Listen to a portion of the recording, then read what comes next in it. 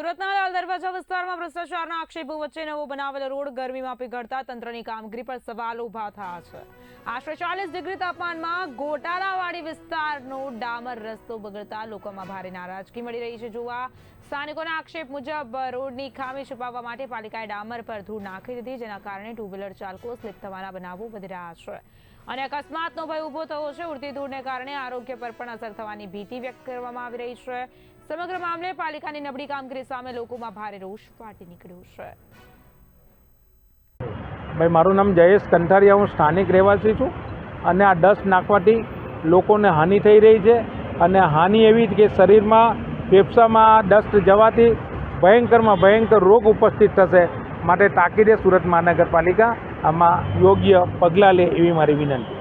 ખાસ કરીને જ્યારે અહીંયાથી લોકો જતા એક્સિડન્ટ થવાનો ડર હોય છે તો લોકો આજુબાજુ રહેવાસી છે ત્યાં ધૂળ જાય છે, શું કહેવું? આ લાલ દરવાજાથી ગોટાળાવાડી તરફ જતા માર્ગ ઉપર વસવાટ છે અને લોકોના ઘરમાં બી ડસ્ટ આવે છે। આજે લોકો ગાડી પાર્ક કરે છે, ગાડી બી એકદમ ધૂળમાં રંગાઈ જાય છે। તો તાકીદે આ ડસ્ટ નહીં ઉડે એના માટેની કાર્યવાહી સુરત મહાનગરપાલિકા કરે।